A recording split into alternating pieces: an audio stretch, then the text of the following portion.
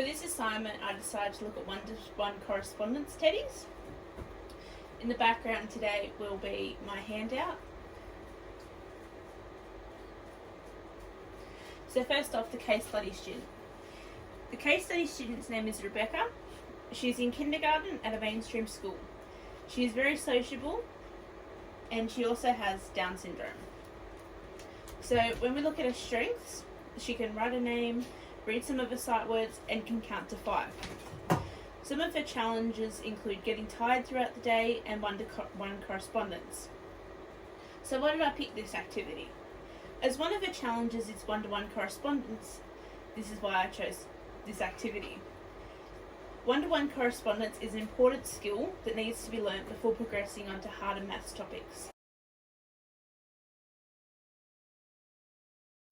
So the resource comes as Google Doc, which is at the bottom of the handout, and they come in cards that have teddies on them, as well as a range of numbers at the bottom. Now these look like this when printed out, and a student would use teddies, or you may also choose something like dinosaurs or small animals, depending on the student. Now what they do is they get the amount of teddies needed and they count as they put them on the page. So 1 and then 2, etc.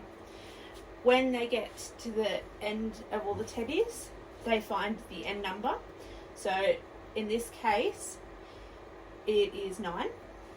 And the child would then either use a dry erase marker if the resource is laminated to circle the correct answer, or they may also choose to use a counter to cover the answer.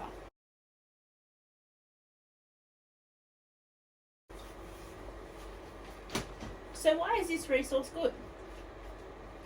As I stated previously, Rebecca has Down syndrome, and from research I found that students with Down syndrome are visual kinesthetic learners, and that's how they learn best. When looking at how to teach one-to-one correspondence, it is almost always used with manipulatives, such as the teddies or small animals, figurines. So this works in well together, as the activity would be both visual and kinesthetic. As Rebecca is in kindergarten, she would already be working on this one-to-one correspondence, as all of her peers would be.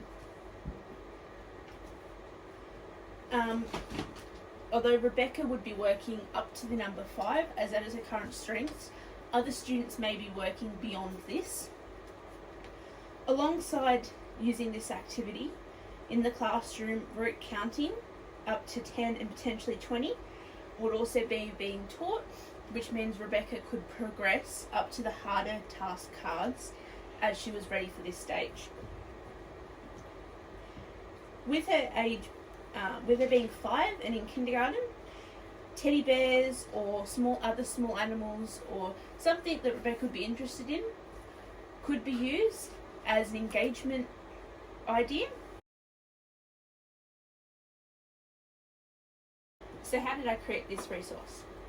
First of all, I looked up one-to-one correspondence, which I'd also learned in other university courses about, and then I looked up how students with Down syndrome learn and realised they work quite well together. I got some ideas from other teachers and how they teach their students, and then come up with my own resource. So this is the Google Doc I created, which is linked at the bottom of the handout. My idea was that the student would be able to feel the item and put it on the page, and it'd be a way for them to independently work, as they would be able to circle or put a counter on their answer, and then the teacher could come and check it as she or he was circling the classroom.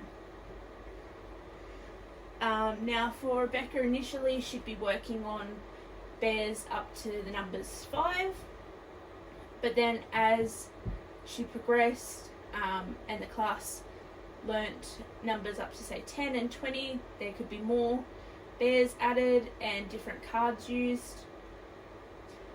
At the bottom of the PDF, I also included some teddies that if you were to create your own, you can move around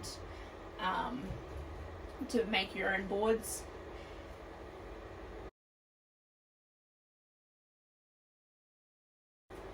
Okay, so looking at the resource as a whole now, so we have the title page, we have a little bit about Rebecca, the outcomes and the general capabilities I looked at, a bit of a justification blurb about how this activity would help Rebecca with her one-to-one correspondence, just a short video on how to use the resource, a blurb of how I created the resource in case you want to create one for yourself.